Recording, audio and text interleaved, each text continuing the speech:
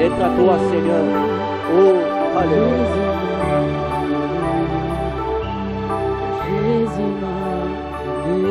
Tu es grand, véritable Jésus.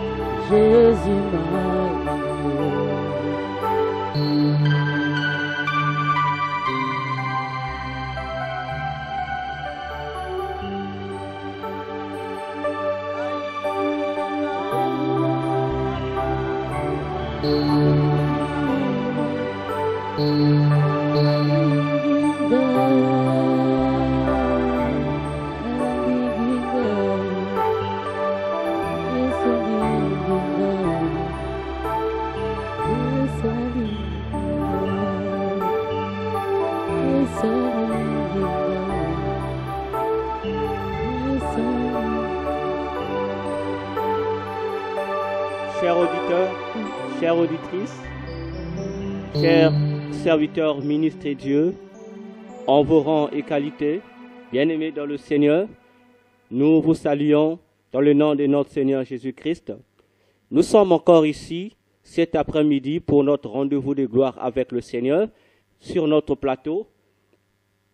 C'est toujours bien moi, votre humble serviteur, le docteur Véracité KTN, accompagné de mes amis de combat, les chantres de l'Éternel, le frère Julvin Bakouka, l'adorateur de l'Éternel, et la sœur Noélie Bopanga, l'adoratrice de l'Éternel. Je profite de dire bonjour à la famille Acacia, ainsi que mon pasteur Lucien Maïtela, ainsi qu'à ma fille et toute la famille Ngwaka. Je vous salue au nom de Jésus. C'était là le mot de mes compagnons d'œuvre, les adorateurs de l'Éternel.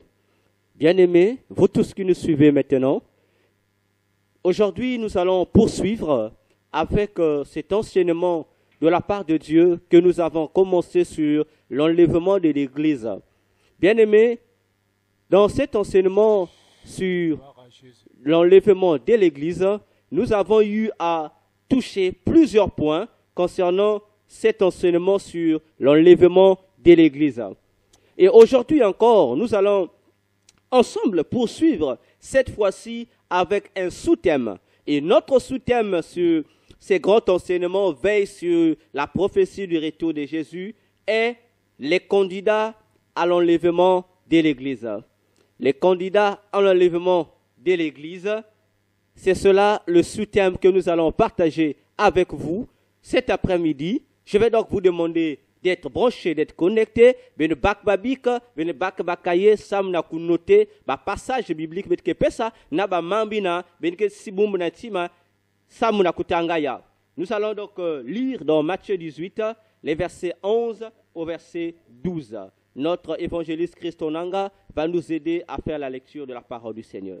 Nous lisons au nom puissant de notre Sa Majesté, le Seigneur Jésus-Christ. Qu'il soit béni cet après-midi. Car le Fils de l'homme est venu sauver ce qui était perdu. Que vous ensemble, si un homme a 100 brebis et que l'une d'elles s'égare, ne laisse-t-il pas les 99 autres sur les montagnes pour aller chercher celle qui s'est égarée? Parole du Seigneur. Nous acclamons la parole du Seigneur.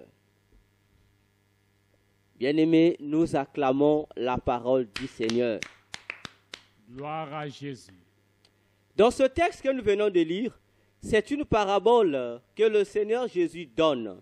Le Seigneur Jésus-Christ donne cette parabole afin de nous faire comprendre un enseignement profond.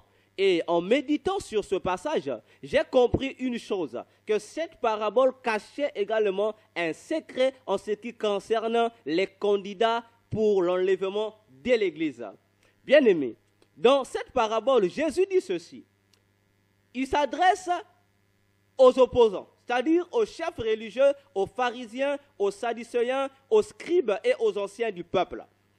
Il leur dit, un homme avait 100 brebis, c'est-à-dire même nkama. Il lui dit, mais parmi les 100 brebis, il y a eu une brebis qui s'est égarée. Alors, que fait le propriétaire des brebis, c'est-à-dire le berger? Le berger va prendre les 99 brebis qui sont restées. Il va les laisser sur la montagne. Tandis que lui, le berger, va donc descendre de la montagne afin d'aller chercher l'unique brebis, la 100e brebis qui s'est égarée. Voilà ce que déclare la parabole du Seigneur. Alors, bien-aimés dans le Seigneur, nous allons rentrer dans notre enseignement. Remarquez que cette parabole concerne également la vie de notre patriarche Abraham. Vous allez me poser la question, quel rapport y a-t-il entre cette parabole et Abraham? Le rapport, c'est que si tu n'es pas dans Abraham, tu n'es pas candidat de l'enlèvement. Parce que pour être candidat de l'enlèvement, il faut que tu sois en Abraham. C'est-à-dire, tu dois être de la sémence d'Abraham. Parce que l'enlèvement de l'Église est la même chose qu'a eu lieu avec Abraham. Parce que Abraham revenait de quelque part de la Mésopotamie. On lui a dit, sors, quitte la maison de ton père, ta patrie, tu iras là où l'Éternel va t'orienter. Où? À Canaan, à la terre promise. C'est ce qu'Abraham a fait. En quittant la Mésopotamie, précisément le territoire de Charan, Abraham a eu à faire un pèlerinage dans le désert jusqu'à arriver à Canaan. Vous allez remarquer, lorsque Dieu dit à Abraham de quitter, Dieu lui donne une promesse. Quelle est la promesse que Dieu va donner à Abraham? Non seulement que Dieu lui promet la terre promise, un nouveau territoire, mais Dieu lui fait encore la promesse d'avoir un enfant, c'est-à-dire le fils de la promesse. Donc, Abraham aura la connaissance de la nouvelle terre qui est Canaan, mais la promesse qui devait faire la joie d'Abraham, ce n'était pas d'abord Canaan, mais c'était l'obtention d'un fils, son fils de la promesse que nous connaissons, qu'on appelle Isaac. Remarquez ceci. On dit, à quel âge Abraham a-t-il eu Isaac? Abraham a eu Isaac, la Bible déclare que lorsqu'il a eu 100 ans. À l'âge de 100 ans, c'est là où Abraham va avoir Isaac. Et dans notre parabole, on dit un homme qui a 100 brebis. Attention, il a 100 brebis. Ça veut dire que lorsque toi, fils d'Abraham, tu rentres dans le chiffre, dans le nombre 100, comprends que, attention, que la prophétie de la promesse de Jésus doit s'accomplir. Alors, Jésus dit que dans cette parabole, il y a eu 99 brebis qui sont restés auprès du maître. Et il y a eu la 100e qui s'est éloignée du maître. Ça veut dire que tant que les brebis ne sont pas 100, ça veut dire que la joie du berger n'est pas à sa place. Ça veut dire que les bergers ne peuvent pas bien dormir parce que le nombre est manquant. Or, vous allez remarquer qu'avec les 99 brebis, le berger était toujours troublé. Le cœur du berger n'était pas en paix. Remarquez également, lorsque Abraham, dans Genèse 17, le verset 1, la Bible déclare qu'Abraham a eu 99 ans. Il n'était pas toujours heureux. Mais à 99 ans, c'est là où Dieu apporte les précisions sur la promesse de l'enfant qui doit naître. Parce que Dieu lui disait seulement, tu auras de la prospérité. Oui, je vais te bénir. Ta postérité sera multiple. Regarde le ciel, regarde la terre. Il y avait toujours incertitude. Mais à partir de Genèse 17, verset 1, Dieu va commencer à donner à Abraham certaines précisions sur cette promesse. Dieu va lui dire que Abraham, tu auras un fils. Abraham continue toujours à avoir cette perspective. Et Dieu descendra encore pour donner des précisions, pour lui dire qu'Abraham, tu auras un fils. Et lorsqu'Abraham va encore persévérer, lorsque nous rentrons encore dans Genèse 18, les versets 1er jusqu'au verset 4, et Genèse 21, le verset 1, Dieu dit à Abraham quelque chose. Dans Genèse 18, Dieu va rassurer Abraham pour lui dire que tu auras l'enfant l'année prochaine. Il dit, dans la même époque, au temps fixé par l'Éternel. Autrement dit, Dieu lui donne une certaine idée sur le temps, mais Dieu cache la précision du quand. Dieu lui dira le temps, l'époque prochaine. Or, nous savons que d'après Genèse 18, lorsque Dieu vient visiter Abraham ce jour-là, Genèse 18 dit que c'était pendant l'été, pendant qu'il faisait très chaud. Attention, Dieu dit que la même époque, l'année prochaine, c'est-à-dire Abraham a 99 ans, mais l'année prochaine, lorsqu'il aura 100 ans, c'est là où sa femme Sarah va mettre au monde le fils de la promesse. Remarquons encore dans notre parabole, lorsqu'il y a 99 brebis, Dieu donne seulement, fixe un temps pour te préciser que je viendrai l'année prochaine. Mais autant fixé par moi. Mais l'époque, Dieu nous donne l'époque de l'été. Nous savons avec les prophètes de la Bible, nous savons avec le prophète Jérémie et avec le prophète Ésaïe que prophétiquement parlant, lorsqu'on parle de l'été, il s'agit de la période de la grande tribulation. Autrement dit, d'un temps où la persécution va s'accentuer sur la terre à l'endroit de ceux qui sont appelés enfants de Dieu. Nous l'avons dit la fois dernière. Aujourd'hui, en 2020, les persécutions à l'égard des chrétiens ont augmenté. Cela doit nous faire comprendre que nous sommes arrivés à l'âge de 99 ans d'Abraham, où Dieu nous fait déjà comprendre qu'à cet âge-là, c'est là où il vient visiter Abraham pour lui faire comprendre que Dieu, je dois frapper. Il y a un pays que je dois frapper, Sodome doit être frappé. Pour que Abraham puisse prendre conscience. Toi aussi qui me suis, tu dois prendre conscience de quelque chose. C'est que il faut que tu sois parmi les 99 brebis qui sont restées là. Et que fait le berger? Le berger va prendre les 99, il va leur laisser sur la montagne. Attention, le berger pouvait choisir un autre lieu pour mettre les brebis, mais il met les brebis qui sont restées sur une montagne.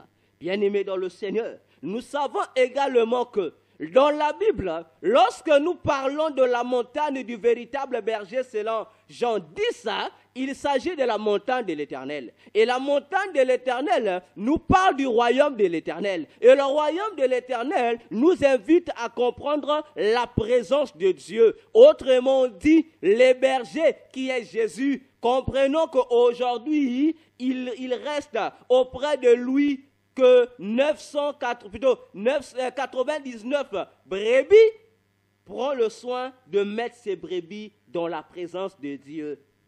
Tandis que la 100e brebis qui s'est échappée de la montagne, le Seigneur prend la décision de laisser les autres en sécurité pour aller rechercher la brebis qui s'est égarée. Autrement dit, ici dans cette parabole, nous voyons deux types de brebis. Il y a des brebis, il y a une brebis, disons, une catégorie de brebis qui sont en haut, et il y a une autre catégorie de brebis qui sont en bas. Mais ce ne sont pas des brebis qui sont en haut que le berger va aller chercher. Au contraire, la catégorie des brebis qui sont en bas qu'on doit chercher.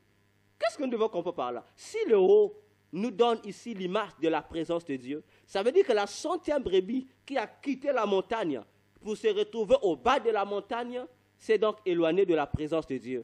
Alors, si tu t'éloignes de la présence de Dieu où il y a la vie, cela signifie que tu es tombé dans la mort. Et vous allez encore remarquer, bien-aimés, dans 1 Thessaloniciens 4, les versets 15 au verset 17, l'apôtre Paul rappelle la même chose en ce qui concerne les candidats de l'enlèvement. L'apôtre Paul dit il dit ne vous trompez pas, parce qu'il y a un signal que le Seigneur nous a donné. Il dit, au son de la trompette, il dit, nous qui sommes restés, rappelez-vous dans la parabole, il est dit, les 99 brebis restés. C'est-à-dire, nous qui sommes vivants, nous qui sommes encore dans la présence de Dieu. Paul dit, nous n'allons pas dévancer c'est-à-dire ceux qui sont morts. Or, ceux qui sont morts sont où? Sont sous la terre. C'est-à-dire, Paul qui est vivant, il est sur la terre. Ceux qui sont morts, les croyants qui sont morts, sont sous la terre. Comme pour ramener à l'image de la parabole ici, que les brebis qui se sont détachés de la montagne se retrouvent en bas. Comme ils sont en bas, ils ne peuvent pas avoir d'enlèvement. Pour qu'il y ait enlèvement, il faudrait que les croyants qui sont en bas puissent retrouver ceux qui sont en haut, afin que, comme dira Paul, le deux à la fois, dans un clin d'œil, qu'ils puissent monter pour aller à la rencontre du Seigneur. Ça, c'est dans une certaine optique. Mais ici, la brebis, on dit que c'était la brebis qui s'est égarée. Or, ça signifie quoi la brebis égarée? Ça signifie le chrétien. Ça signifie le ministre de Dieu. Ça signifie l'enfant de Dieu qui est tombé dans l'apostasie. C'est-à-dire qui s'est éloigné de Dieu à cause du péché, à cause de la cupidité, à cause du corona, à cause des difficultés de la vie, à cause du siècle présent, à cause du train de ce monde. Ce chrétien, moi, Nanzambina, Mebi Kayen Kusambila, parce que Yann Metal que na Kusambila Kaka, bah, Mamboyan na continué Kaka Kudiamaka, et Ameba qui décision que Mouké Sambili Diabe, mais Sambili 3, Zabe Salvé, en tout cas, Mounan Zambi, Beto Dikwela, il mène. C'est la brebis égarée est l'image de ces chrétiens qui ont perdu la foi, de ces chrétiens qui ont quitté la présence de Dieu pour regagner le monde, qui ont quitté la montagne de Dieu pour regagner les choses de la terre. Ce sont ces brebis-là qui sont ici dans la parabole la 100e brebis. Parce que si ces brebis-là, la brebis-là plutôt qui s'est égarée n'est pas retrouvée, n'est pas ramenée sur la montagne, bien aimée dans le Seigneur, l'enlèvement de l'Église ne pourra pas avoir lieu. Parce qu'il y a des candidats qui sont établis, qui sont déjà listés pour aller, pour participer à cet événement de Jésus qui est l'enlèvement de l'Église. Comme pour dire, de même que Abraham, lorsqu'il avait 99 ans, il ne pouvait pas avoir son fils unique, sinon qu'avoir l'idée du temps où le fils unique doit naître, Isaac, en attendant seulement l'âge de 100 ans où Isaac doit naître. De même aussi, frères, sœurs, s'il n'y a pas l'unité de la foi, Éphésiens 4, 11 jusqu'à 17, 18, il déclare la même chose qu'il ne peut pas avoir enlèvement de l'Église parce que les saints doivent ensemble arriver à ce qu'on appelle la communion fraternelle. Nous devrons atteindre cette unité de la foi, cette unité d'esprit pour être réellement les membres, sinon le corps de Jésus-Christ. Voilà pourquoi, bien-aimés dans le Seigneur, cette parabole doit nous interpeller parce que cette parabole est capitale. Toi qui continues encore à te distraire, toi qui continues encore à ne pas marcher comme tu veux, fais attention, tu es la 100e brebis. Parce que si toi tu ne reviens pas, sache qu'il n'y aura pas enlèvement. Mais attention, ne savez pas aussi dire, parce que le maître est descendu pour te chercher, tu vas commencer à te faire la vantardise, oh, ni moi la vinglac, attention, parce que Romains 11 te précise que tu peux également être remplacé. Attention. Voilà pourquoi dans Romains 11, le verset 25, pour préciser ce que je dis, si la 100e brebis ne regagne pas, ne retrouve pas les 99 pour faire 100, il ne peut pas avoir l'enlèvement. Dans Romains 11, le verset 25, l'apôtre Paul dit qu'il y a un nombre précis des païens qui doivent être sauvés que Dieu a déjà listé. Donc, si Dieu a prévu qu'il doit avoir 100 païens pour être sauvés afin que lui vienne, tant que la 100e, c'est-à-dire le 100e païen ne sera pas là. Si le frère Onanga, si l'évangéliste Onanga et la 100e brebis s'est égaré, Dieu va utiliser tous les moyens pour le ramener. Mais là, si l'homme de Dieu continue à dire toujours non, moi je ne reviendrai plus, Dieu va donc utiliser un certain Saint Jules qui va remplacer pour être la 100e personne afin que le nombre que Paul dit être la totalité des païens puisse s'accomplir afin que Jésus revienne. Alors, lorsque le berger quitte la montagne pour aller à la recherche, mais ça ne sera plus Jésus qui va quitter le ciel pour aller chercher les brebis qui ont quitté sa présence, pour aller chercher les 100e brebis. Le fait de quitter, ici nous rentrons dans une autre dimension. Nous rentrons ici dans la dimension de l'évangélisation. Comme pour dire, les candidats à l'enlèvement qui ont perdu les critères de l'enlèvement doivent être rattrapés, doivent être recherchés au moyen de l'évangélisation. Et lorsque nous sommes en train de parler de l'évangélisation ici, l'évangélisation concerne 3 dimensions. Autrement dit, l'évangélisation a en elle 3 dimensions qui fait que l'évangélisation soit évangélisation. La première dimension de l'évangélisation, c'est ce que nous connaissons qu'on appelle la repentance. Pour dire, tant que le message de la repentance n'est pas proclamé, les 100e brebis qui sont encore liées, attachées dans le péché, ne peuvent pas écouter la voix du berger pour regagner la montagne. Voilà pourquoi, bien-aimés, dans Matthieu 18, les versets 1 jusqu'au verset 3, Jésus déclare ceci. Il dit aux disciples, en s'adressant aux disciples, il s'adresse également aux pharisiens, aux sadducéens, aux chefs religieux, aux scribes, aux intellectuels, à tous ceux qui voulaient l'entendre. Il leur dit, si vous aussi, vous ne vous convertissez pas et que vous ne devenez pas comme des petits enfants, il dit, le roi, vous n'allez pas rentrer dans le royaume des cieux. Frères, sœurs, c'est Jésus qui dit, si toi tu ne te convertis pas, tu ne rentreras pas dans le royaume des cieux. Peu importe les titres que tu peux porter, peu importe le nom que tu peux porter, peu importe la renommée que tu peux avoir sur la terre ou dans ton église, si tu es encore hors de la conversion, si tu n'es pas repenti sincèrement, sache que tu es déjà ôté de la liste des candidats qui doivent bénéficier de l'enlèvement de l'Église. Parce qu'il n'y a pas un autre moyen pour rattraper les brebis égarées, pour ramener les frères qui sont tombés dans l'apostasie auprès de Dieu, sinon que par le moyen de la prédication de la repentance. Voilà pourquoi, frères, sœurs, si dans ton église, ton pasteur, ton berger ne passe pas son temps à prêcher sur la repentance, c'est-à-dire à inviter les gens à se repentir, à donner leur vie réellement en Jésus, à faire de Jésus qu'il soit le seul Seigneur qui va régner dans leur vie, sache que ton pasteur fait partie de la catégorie des brebis qui se sont égarées. Comme lui-même le pasteur s'est égaré, toi aussi, comme tu es sous son onction et d'égarement, toi aussi tu vas être égaré. Parce qu'aujourd'hui, la prédication sur la repentance devient un trésor caché. Les hommes de Dieu commencent à cacher cette prédication. On ne sait pas pour quelle raison, alors que c'est cette prédication-là qui ouvre la voie à ceux qui sont loin de Dieu de revenir. C'est cette prédication de la repentance qui invite les païens, qui invite les chrétiens rétrogrades à pouvoir revenir auprès de Dieu, à pouvoir revenir avec de tout leur cœur pour se repentir, abandonner ce qu'ils ont prémédité contre Dieu afin de pouvoir se réconcilier avec Dieu pour les païens et pour les chrétiens afin de pouvoir renouveler leur alliance avec le Seigneur. Bien-aimés dans le Seigneur, faisons attention. On nous prêche tout dans les églises. On nous prêche des mystères de crocodiles. On nous prêche des mystères, ce n'est pas des caïmans. On nous prêche des mystères du serpent. On nous prêche tous les mystères possibles. Mais si parmi tous les mystères possibles, le mystère des mystères que la repentance n'est pas là, frère, sors de l'église. Parce que ce n'est pas une église qui va sauver un homme.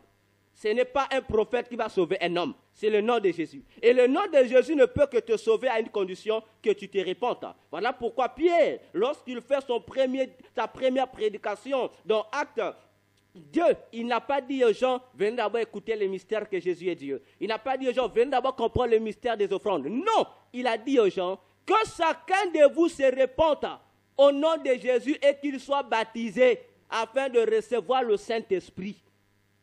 C'est la première dimension de l'évangélisation, amener les gens à se repentir, à se convertir, c'est-à-dire à quitter le paganisme pour devenir enfants de Dieu, à quitter le péché pour marcher dans la sanctification, à quitter l'esprit de ce monde, l'esprit de l'Antichrist, afin d'être désormais scellé par l'Esprit de Dieu, qui est le Saint-Esprit de Dieu.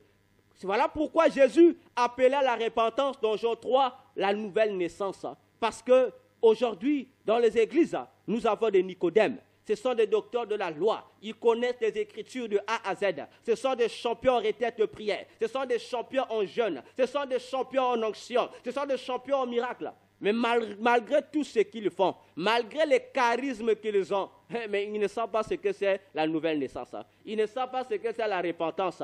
Voilà pourquoi, ce soir, toi qui m'entends, je te dis, examine encore ta vie. Est-ce que tu es réellement repenti ou pas encore? Ou tu es au milieu? Tu es entre la repentance et entre le paganisme. Si tu es au milieu, Jésus te dit que tu es froid.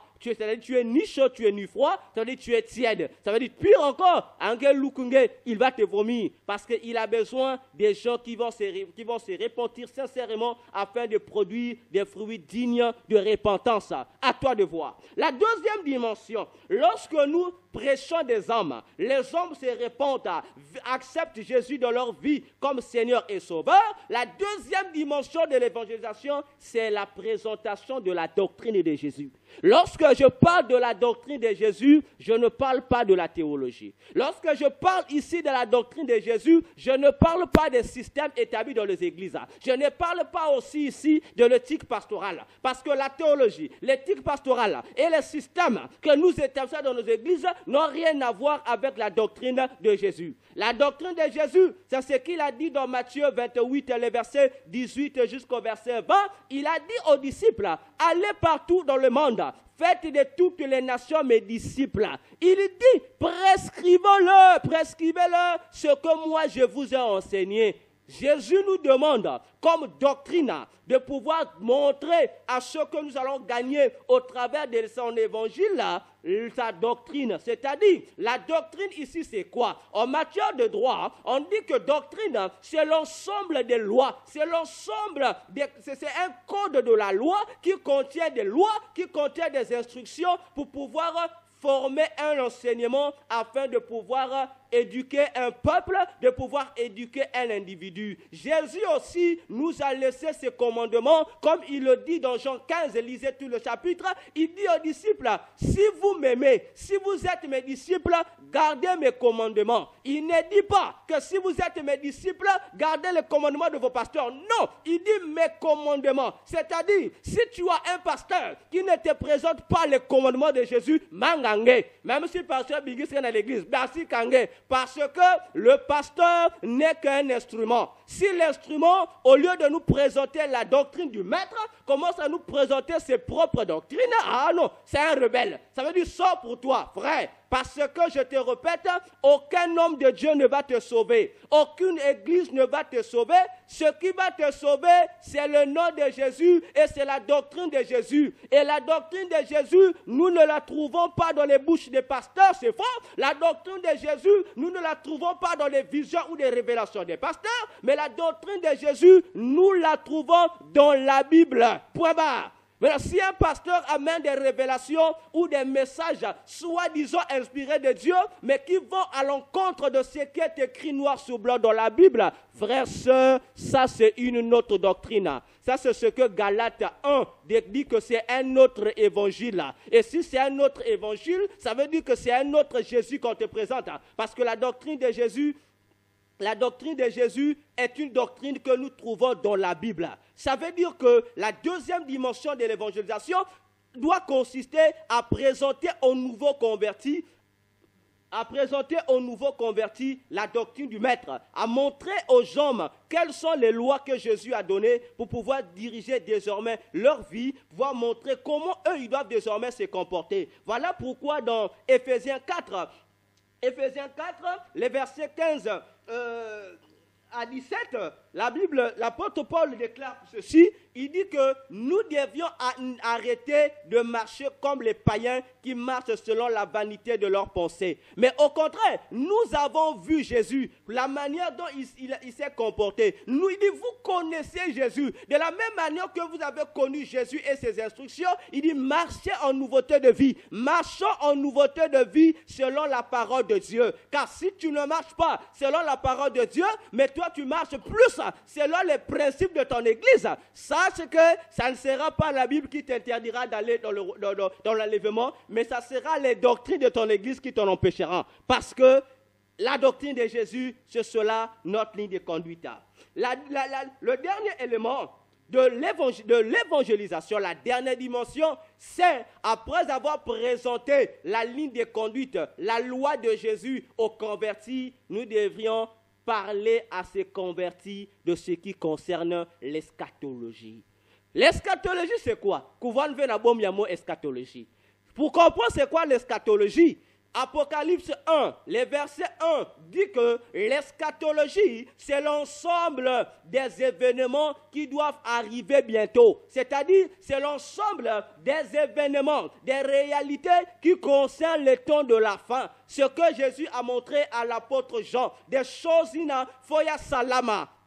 C'est cela l'eschatologie, parce que le nouveau converti, le nouveau candidat pour l'enlèvement de l'Église doit comprendre que le temps de la fin a des événements, le temps de la fin a des réalités. Et parmi ces réalités du temps de la fin, il y a l'apostasie, c'est-à-dire il y a un esprit, l'esprit de l'Antichrist, qui est en train de parcourir la terre afin de pouvoir éloigner les chrétiens de Dieu et maintenir les païens dans une incrédulité pas possible. Voilà pourquoi vous allez remarquer, aujourd'hui lorsqu'on presse des gens l'évangile, il y a des gens qui ne le font pas cas. Même dans l'église, l'évangile est devenu comme une mutuelle. Les gens sont à l'église par habitude. Mais les gens ne comprennent pas que nous ne sommes pas à l'église par habitude. Nous sommes à l'église. C'est pour un but. C'est pour une mission. C'est pour nous perfectionner. Mais aujourd'hui, les gens viennent à l'église. À la fin, vous vous demandez que si les gens étaient à l'église dans la présence de Dieu ou si les gens étaient dans une sorte de mutuelle. Attention, bien-aimés.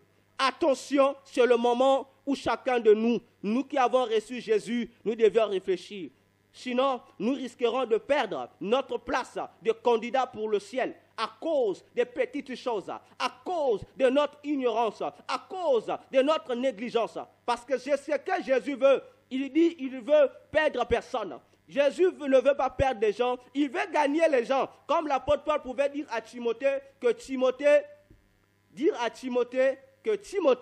ce que Dieu veut, c'est que les hommes, tous les hommes, soient sauvés. Voilà pourquoi, bien-aimé, si tu veux être sauvé, si tu veux participer à l'enlèvement de l'Église, si tu veux garder ta place de candidat, il faut que toi qui es la 100e brebis, que tu régales la montagne. Parce que le berger, Jésus, est en train de te parler et il t'a parlé encore aujourd'hui. Demain, il te parlera encore. À toi de prendre conscience. Que Dieu vous bénisse. Je remets la parole à l'évangéliste Christ. Bien-aimé de Dieu, le docteur vient de nous enseigner cet après-midi. Alors, ce qu'il vient de nous enseigner est très, très important, bien-aimé. Nous devons mentionner cela. Nous devons bien comprendre cela. Car la Bible déclare, si tu confesses de ta bouche le Seigneur Jésus, et si tu crois dans ton cœur que Dieu l'a ressuscité des morts, tu seras sauvé. Car c'est en croyant du cœur qu'on parvient à la justice et c'est en confessant de la bouche qu'on parvient au salut selon ce que dit l'Écriture. Alors, la Bible dit, quiconque croit en lui ne sera point confus. Car quiconque invoquera le nom du Seigneur sera sauvé. Bien-aimés, retenez cela. Ainsi, la foi vient de ce qu'on entend. Et ce qu'on entend vient de la parole de Christ. Bien-aimés, que personne ne vous séduise avec des vaines paroles, des discours, des mensonges. Que non yaka awa nazalakana o maudit moko o e sokolaka bato. Bien-aimés, akomemayo nakati akobungisama. Apoko keneli felo. Bien-aimés, il est temps de faire la rétrospection de nos vies.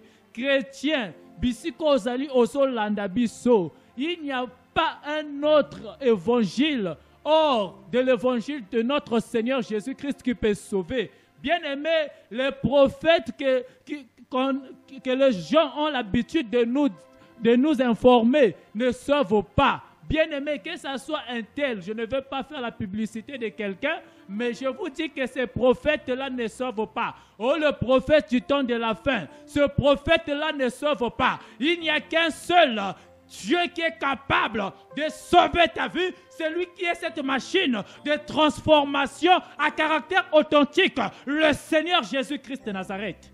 Bien-aimés, ce soir, où que tu sois, vous qui nous écoutez, dans vos demeures respectives, rentrez dans cette atmosphère.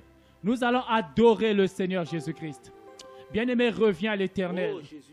Reviens à l'Éternel. La Bible dit Dans 2 Chroniques 7, le verset 14. Si mon peuple sur qui est invoqué mon nom s'humilie, s'il se détourne de ses mauvaises voies, bien-aimé, le Seigneur va nous pardonner. Il va nous exaucer, bien-aimé. Si tu as besoin d'être exaucé par l'Éternel Dieu, bien-aimé, reviens vers lui. Il a besoin de toi. Il a besoin de toi. Voyez le Seigneur, son amour. Il a laissé les 99 brebis pour te chercher. Toi qui es dans les boîtes de nuit, toi qui es dans les nganda, dans l'alcoolisme, toi qui es dans la prostitution, le Seigneur te dit qu'il t'aime. Il veut de toi. Bien-aimé, donne ta vie à Jésus-Christ. Donne ta vie à Jésus-Christ. Nous allons adorer le Seigneur. Nous allons adorer le roi du roi. Ouvre-lui ton cœur. Ouvre ton cœur, bien-aimé. Il a dit, voici, je frappe. Je suis devant la porte. Je frappe. Si tu entends ma voix, n'endurcis pas ton cœur, bien-aimé. N'endurcis pas. N'endurcis pas ton cœur. Le Seigneur est auprès de toi. Car il frappe. Ouvre ton cœur pour qu'il soupe avec toi. Ouvre-lui ton cœur. Il a besoin de souper avec toi. Il a laissé son trône de gloire pour toi. Oh Jésus. Jésus.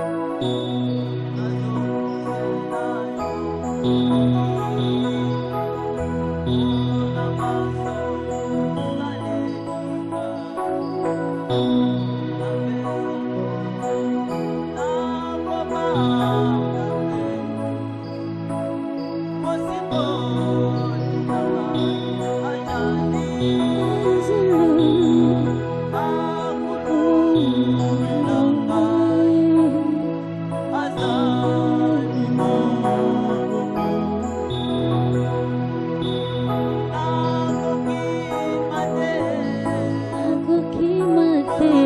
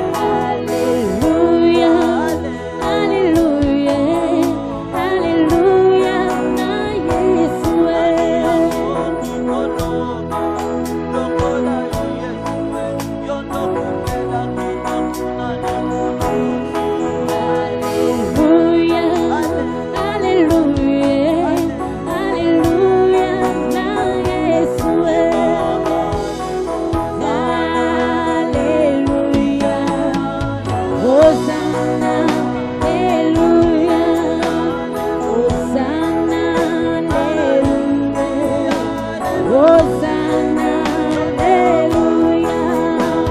Hosanna, Alléluia. Hosanna, Alléluia. Hosanna, Alléluia. Hosanna, Alléluia. Hosanna, Alléluia. Hosanna, Alléluia.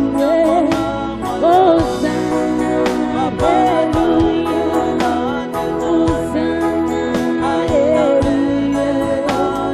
Hosanna, Alléluia. Hosanna, Alléluia. Hosanna, Alléluia. Hosanna, Alléluia. Hosanna, Alléluia. Beto, kina kukia batoto. Samna baina ngebe touché. Baina ngebe kwenda simba na mbembe yange ya longo. Samna kutulia bao na tadisi yange. Samna pour racheter. Oh Dieu, tout cela qui s'était éloigné de toi. Tout cela qui était incrédule. Seigneur, nous croyons que tu as touché, que tu as parlé, que tu as interpellé. Oh Dieu, que toute la gloire et l'honneur te soient rendus. Amen.